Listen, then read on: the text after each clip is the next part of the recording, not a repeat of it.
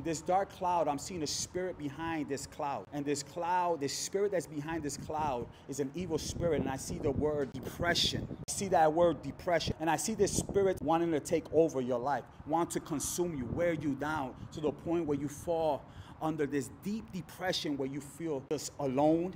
You feel empty, you feel tired. You feel like, what is really the purpose of life? I want to ask you, is this something that you're battling with, sincerely?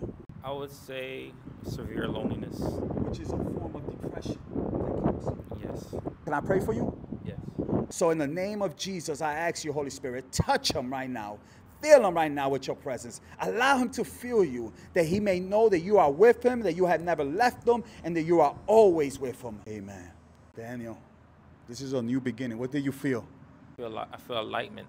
You feel light? Yeah. I saw that you were like taking deep breaths. What was it that you were feeling?